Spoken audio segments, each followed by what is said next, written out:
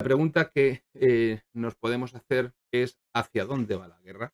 Según el Fondo Monetario Internacional, la economía de Rusia sigue creciendo un 2,6% este año y Rusia está volcada con la guerra, dedicando el 35% del Producto Interior Bruto y después de haber sorteado todas las sanciones que supuestamente iban a hacer colapsar a Rusia en 3 meses, y de lo que era clara prueba, según la señora Ursula von der Leyen, que los rusos tuviesen que estar robando lavadoras en Ucrania para poder construir misiles.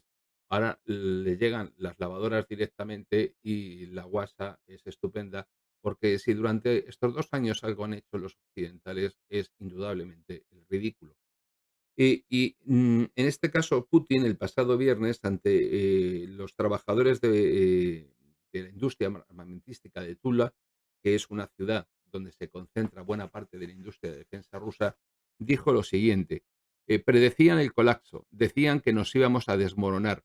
Haría un gesto bien conocido, pues ya sabemos, una peineta, un corte de mangas, pero ahí da más adelante, no han triunfado, nuestra economía está creciendo, al contrario que la suya. Bueno, pues según él dijo, como ejemplo de la narrativa y del contraste entre la realidad que ha constatado el líder ruso y lo que está diciendo, pues no, porque está al mismo volumen que siempre, Miguel Ángel, con lo cual el problema lo tiene usted, no yo. El audio se escucha perfectamente. Y según dice en el Financial Times, Rybakova, perdón, Elena Rybakova. Bueno, Elena Rybakova, experta del Peterson Institute for International Economics, el régimen se asienta sobre una gran plataforma de petróleo. La economía rusa es como una gasolinera que se dedica a producir tanques. Y según Mira Milosevic, que es investigadora senior en el Real Instituto Elcano, pues el Real Instituto Elcano, conste que no existe cosa más atlantista y globalista en España que este chiringuito, pues ve un escenario balcánico. Dice lo siguiente: Rusia ha perdido su imperio y ha fracasado en su transición a la democracia y en convertirse en un Estado-nación. Es un imperio zombie que no ha renunciado a sus ambiciones imperialistas. El peligro es que se está convirtiendo en una guerra yugoslava, una guerra periférica. Y recordemos que las guerras en la antigua Yugoslavia duraron 10 años y no es posible una negociación ahora, dado que Rusia y Ucrania aún creen que pueden lograr sus objetivos. Es cierto que el Kremlin habló ahora de éxito estratégico, no de victoria. Aspira a conservar lo conquistado y que Ucrania sea neutral, pero Ucrania sigue con la idea de que es posible que Rusia salga de todo el territorio. Habría que asociar la victoria con su ingreso en la Unión Europea, aunque no recupere todo el territorio. Es una guerra de desgaste, un equilibrio de debilidad, y no está claro que Ucrania pueda aguantar. En 2024, Ucrania va a defender el territorio que queda bajo su control y Rusia intentará obtener más ganancias. En este pulso, Ucrania depende de Occidente, en armamento y ayuda financiera. La supervivencia de Ucrania depende de que pueda convertirse en un Estado independiente. 2024 será un año muy duro para Ucrania, que lucha por su supervivencia. Bien, como podemos ver en este momento, la confianza que tienen las instituciones, los think tanks, los centros de pensamiento de Occidente, son completamente contrarios a la idea que se pueda plantear de que estamos ante una derrota rusa, como nos vienen diciendo todos los días, y de que Ucrania esté en su mejor momento. ¿Por qué? Pues porque es que nos lo están diciendo muy clarito. En este momento, quien tiene la ventaja y hacia dónde va la guerra es hacia una inevitable victoria rusa, porque, y ya plantean, recuerdan ustedes que en los directos que yo he hecho con anterioridad dedicados a la noción de victoria rusa y a la noción de victoria ucraniana, yo critiqué que la idea maximalista de una victoria ucraniana consistente en la recuperación de las fronteras de 1991 es un absoluto disparate. Bien, ellos mismos, por las propias fuentes más globalistas, más, vamos a decir así, proatlantistas, que viven debajo de la mesa del presidente de Estados Unidos, del despacho, pues nos lo están diciendo. Bueno, pues además siguiendo con las intervenciones de personas relevantes, tenemos al expresidente de Estonia, Tomasz Hendrik Ilves, que afirmando en una entrevista en el diario polaco Rzeczpospolita que Rusia no está perdiendo. Las esperanzas de que las sanciones pusieran de rodillas a la economía rusa no se han materializado. Pero los rusos no han sido capaces de abrir una brecha en el frente y están perdiendo el control en el Mar Negro. Y es clave la respuesta de Polonia, el único gran país occidental que entiende lo que es la ocupación rusa y entiende a los países bálticos. Bien, el expresidente de Estonia, obviamente, son, junto con Polonia, los más belicistas. No se preocupe, Miguel Ángel, es que sencillamente si no el sistema tiene la capacidad que tiene y en los terminales, en mi propio terminal telefónico, por ejemplo, se oye muy bajito. Entonces, es una cuestión que lo escuche desde el terminal adecuado. Si lo escucha, por ejemplo, en una computadora, no tendrá problema. Entonces, como les digo, lo que están planteando son los más belicistas, que son los países próximos a la frontera rusa, pero ellos mismos están diciendo claramente, el expresidente de Estonia, que no es ningún portero de una finca urbana que está cuando saca los cubos de la basura, dice, Rusia no está perdiendo. Luego tenemos que interpretar que, a sensu contrario, Rusia está ganando. Y si Rusia está ganando, Ucrania está perdiendo. Y lo están diciendo ellos mismos. Y según el Eurobarómetro de diciembre, paradójico, un 70, por supuesto lo tienen ustedes ahí en pantalla, esta encuesta está realizada por la Comisión Europea, con lo cual eso nos certifica una cosa seguro, y es que es mentira. Bien, pues el Eurobarómetro de diciembre dice que un 72% de los ciudadanos de la Unión Europea aboga porque se brinde más apoyo a Ucrania y el 84% está a favor de la ayuda a los refugiados ucranianos. Los europeos, especialmente los del norte, centro y este de Europa, son conscientes de que su destino está ligado al de los ucranianos. Su seguridad quedará comprometida si Rusia gana la guerra y la libertad y la democracia.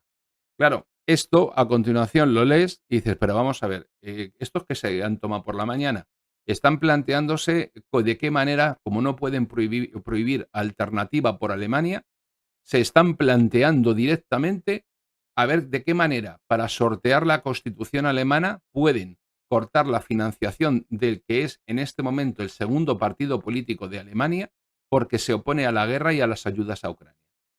Y a continuación lo que quieren es hacer trampa, ¿eh? Trampa en las elecciones para mantener la situación. Es decir, es evidente que es un disparate absoluto y es en lo que estamos. Bueno, pues también dentro de estas líneas de globalismo desatado, nos encontramos a Nicolás de Pedro, que es Senior Fellow en Institute for Statecraft, que cuando tú traduces esto al español, pues eres un mindundi de un chiringuito dedicado a la propagación de la narrativa occidental y globalista. Con lo cual, miren ustedes por dónde, si ven ahí en su perfil de Twitter, pues verán que tiene como el doble de seguidores de los que tiene este canal, con lo cual para algo les servirá. Y dice, no hay grandes cambios en la guerra, o menos de los que la propaganda rusa nos quiere hacer creer. Rusia trata de dominar el relato para que dé la impresión de que pueden mantener el nivel de bajas y gasto de forma eterna, con el fin de que en las capitales europeas se llegue a la conclusión de que ayudar a Ucrania es un gasto inútil. De este modo, azuza la guerra en Gaza y alrededores porque todo lo que contribuye a la impresión de que esto nos desborda ayuda a su objetivo de forzar una negociación que les deje mantener lo máximo.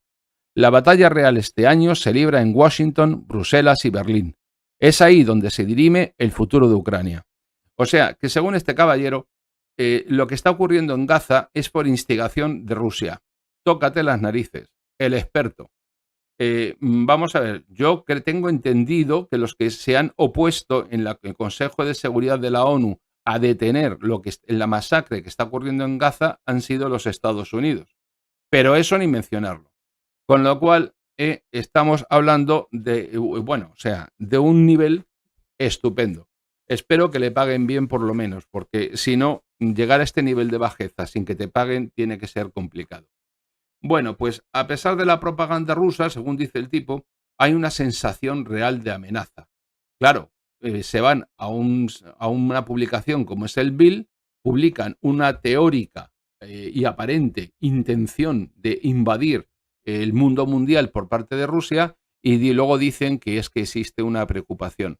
¿Exactamente en qué consiste la preocupación? Porque los que están haciendo maniobras en la frontera con Bielorrusia son ellos. Entonces, ¿de qué hablamos? Bueno, pues dentro de esta cuadrilla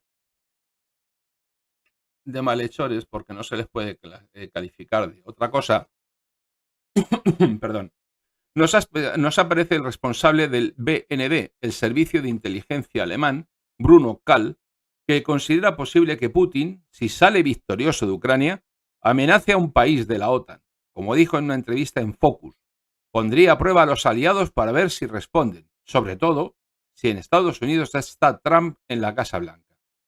No hay ni un solo dato objetivo que permita pensar que Rusia va a agredir a ningún país del bloque occidental. No hay.